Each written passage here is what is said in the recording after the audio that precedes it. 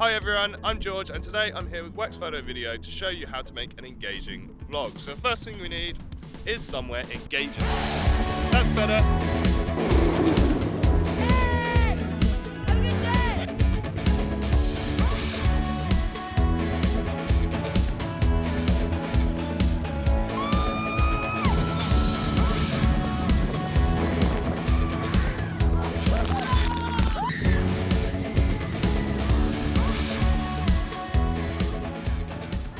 So we're at Thorpe Park today to teach you guys how to make an engaging vlog. Some of the things that I'll be covering today are things like what equipment to use, what's going to be useful to you, what might not be so useful to you, how to actually properly utilize that equipment, basically make sure that you're sort of filming in the correct way and utilizing all the right settings that are going to sort of make the edit and make the vlog as good as it could be. And also overall just how to have fun and structure your video.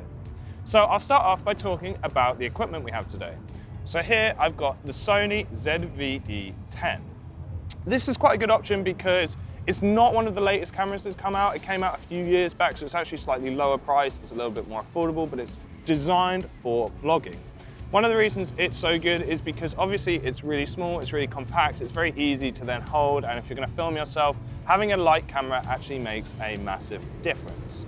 It also can shoot sort of all the settings that we need. It shoots in 4K 25. Now, generally, I don't really use slow-mo for vlogs. Most vloggers don't incorporate a lot of slow-mo into their videos. It's kind of a real-time thing. So shooting 4K 25 is perfectly good enough. If you want to use slow-mo, it can do 1080, but I don't really think I'm going to be doing much of that today. I'm going to keep it mostly in 25 frames. And the last feature that this camera has, which is absolutely essential to vlogging, and you'd actually be crazy to try and vlog without it, in my opinion, is an articulating screen. That means, of course, I'm filming myself, I'm pointing my camera at my own face a lot of the time, which means that I can then get it out and flip that screen around. So that then when I'm talking to myself, if I turn the screen on now, you can see that obviously I can see myself in the image. That's really convenient for me because firstly, it can make sure that my framing's good, I can make sure that I'm in focus, I can make sure that my audio levels are good. There's all sorts of different reasons as to why that's so incredibly important. But of course, you also need a lens to go on your camera. So today I have the 16 to 50mm 3.5 to 5.6. This is a really good option for vlogging, predominantly because of that wide end. The fact that it shoots as wide at 16mm is super useful. Obviously, a big part of vlogging is filming yourself. Our arms are only so long, so I need something that I can hold out, and when I'm full stretched, I can get a really nice wide image. I can include as much of myself as I possibly can in the image, but also get a nice bit of the background. Nobody wants to be watching a vlog where everything's really tight on somebody's face, so you need a wide angle lens. But because this lens is 16 to 50, it's also got a really nice amount of zoom range. This is super useful for vlogging because you don't want to be faffing around changing lenses all the time. You want to be reactive, as I say, you want to sort of let things happen authentically.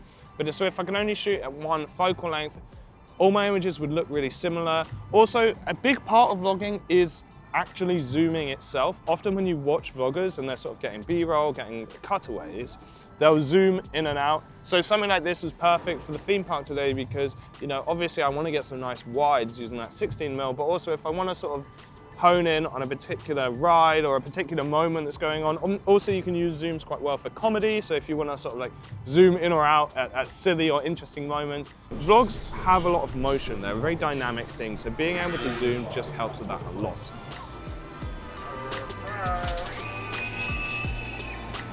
Also, this camera and lens combo I'm using has a zoom rocker, which is super useful. So that means that it can basically do a power zoom, so a hands-free zoom. So I can use this here, this little dial, to just zoom in and out, and you can see that actually that's going from 16mm all the way through to 50mm just by me pressing a button, rather than physically going and actually having to move the lens. So the lens that I'm filming this on doesn't have a power zoom. So if I wanted to do it, you can see I'd have to actually physically go and do that, which firstly, obviously you guys can see that my hand's taking up half the frame, but also I'm gonna move the tripod around. It just doesn't look as good. So it's nice that I can just so casually, just with the flick of a switch, zoom in and out and use all of that focal range.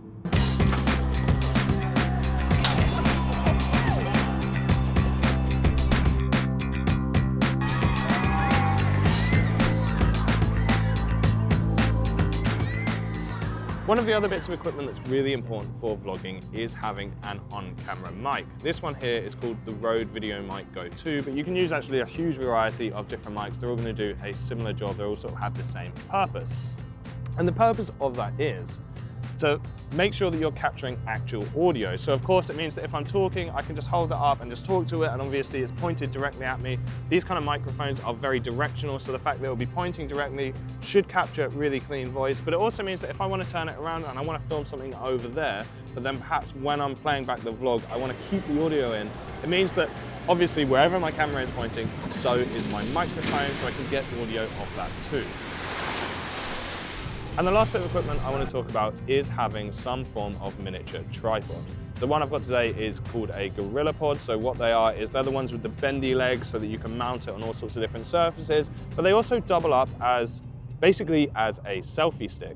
So I can pop it on the bottom here, screw it in, and then it means that when I'm filming myself or wandering around for the day, I can hold it out and use the selfie stick, and it will be a lot more balanced. It's a lot easier to hold, so I'll get a lot more stable shot. If you were to imagine I was filming myself without using some kind of selfie stick like I've got right now, it's kind of awkward. There's no real like amazingly convenient way to hold a camera, especially a camera this tiny. So having that selfie stick just gives me that stability. I'm gonna get more clean shots, but it also means that if I want to take a shot that isn't moving, because you don't always want movement in your shots, it's nice to also have some statics.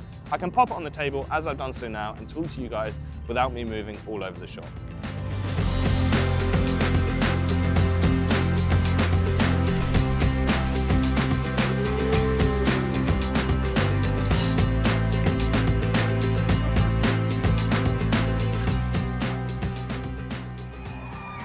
This is so hilarious to do this with these people here, by the way. It's incredibly distracting, but I hope it makes a good shot. Something that's really important in your vlogs is for them to be personable. You need to inject your sense of you into the videos. People don't just watch vlogs because you're like doing some crazy thing like going to a theme park or skydiving or whatever. They watch it actually because that particular person is going to a theme park or going skydiving or whatever. You know, because you enjoy their presence and their energy. So try and inject that into yourself. There's a couple of ways that can help you do that, and that's by actually having fun. So vlog about something you enjoy, vlog about something you're passionate about. People love passion. For example, I really like theme parks. I was really excited to come here today because it's fun and I like Thorpe Park. I used to come here when I was a kid and it's cool to walk around and remember it, and hopefully that's gonna come across in the vlog. Equally, you should also try and be yourself. Don't put on a fake persona. Don't be somebody you're not, because the audience can tell. They're not stupid and they'll feel that you're basically acting. Maybe just try and imagine that you're talking to your audience rather than talking to your camera, because at the end of the day, they're the people that are going to be watching you and they're the people that you are actually talking to. So be yourself and don't stress it.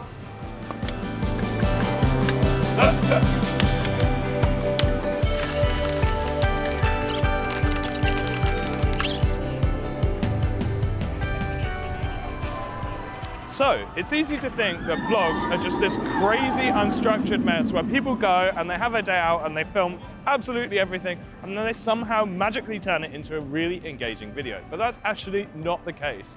Vloggers will structure their videos. They will think about the things that they need to include and make sure that they're basically covering them as the day goes on. Your vlog needs to have a story, basically. And as we all know, stories have a beginning, a middle, and an end.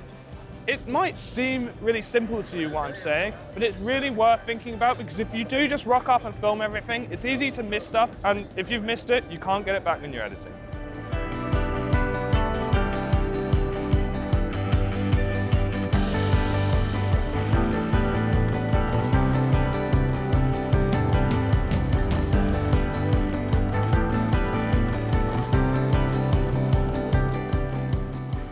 So I just wanted to run you through some of the settings that I think are best used for vlogging. I'm also going to shoot in 4K. That's because obviously 4K gives me a nice crisp image, but it also means that if I ever want to crop in a little bit, perhaps a lot of vloggers when they're doing piece to cameras, they might crop in and do jump cuts. It gives me the ability to do that without losing loads of resolution and the video quality looking horrible. Whoa. Also, There's lots of other auto settings that can be really useful to you. For example, I'm going to be using autofocus today. I don't want to be faffing around, messing around, trying to manual focus, missing shots because of it. I want to be enjoying my day. So utilizing those auto settings and actually approaching it differently to a typical video project is really important. Equally, I'm doing something today which I would never normally do, which is using auto white balance. Because again, on a day like today, it's kind of cloudy, so the sun's coming in and out. The color temperature of the light that's going on varies massively.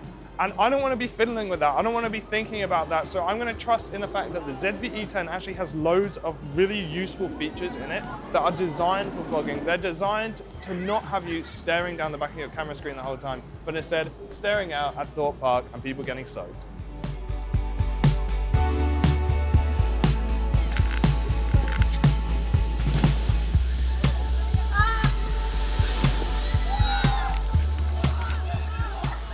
Another really important thing to consider when you're making a vlog is motion and movement, and making sure that you're using it correctly.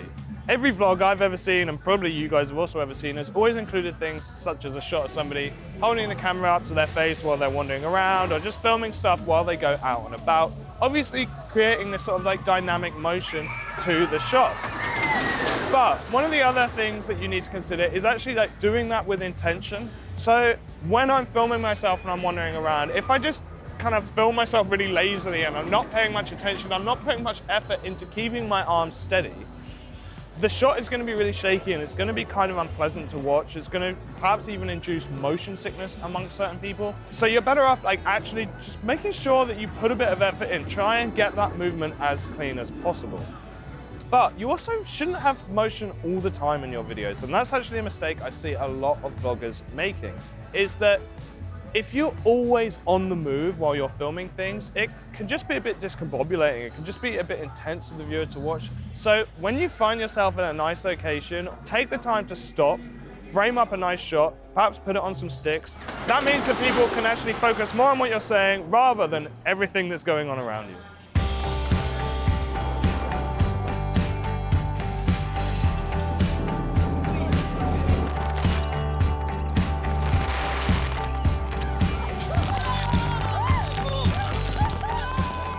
So B-roll or cutaways are actually a really important part of any kind of video. But the way that you should be thinking about them in terms of a vlog is quite different to some of the other videos that I would often find myself making, because usually I would perhaps film somebody speaking and then I would be overlaying lots of different images that relate specifically to what they're saying while they're talking. It just kind of keeps the video more engaging. But vlogs actually don't do this so much. Often when somebody's vlogging and they're wandering around, they don't cut away, they're just showing their face, talking the whole time, but then they actually use their B-roll for a different purpose, and that's basically for transitional elements. So that might be, for example, creating a montage from scene to scene to sort of take you on their journey. So when I'm filming the B-roll, I'm not really worrying too much about like trying to find specific shots that relate exactly to what I'm saying, but more shots that will serve a nice purpose to take me from one scene to another or one action to another. So something just as simple as wandering around the theme park, going up to queue on a ride, maybe a quick shot of the people on the ride before and then me getting off the ride, and it kind of tells that story, and I can create a little montage of these 5 or 6 shots I've just laid out that will then take me from one scene to another seamlessly.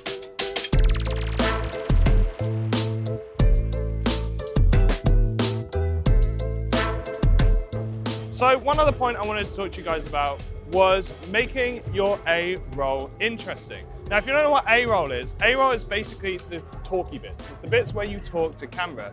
And of course, I could just be sat on the side of the road or something in the theme park next to in front of a ride, and that's cool, but isn't it more interesting and more weirder if I just climb into some random seat while I'm talking? It means it's more interesting for the viewers, it's kind of funny, it's kind of silly, and it's good to do things like that. Equally, you should also shoot your ARoll with intention, not just visually, but also what you're saying. If you just say a load of random lines that you haven't really thought about too much and they're not really cohesive, when you get to your edit, you're really going to struggle. So before you go and say things, have a think about what you're going to say, and then when you get to the edit and you're actually structuring your video, it'll be so much simpler for you.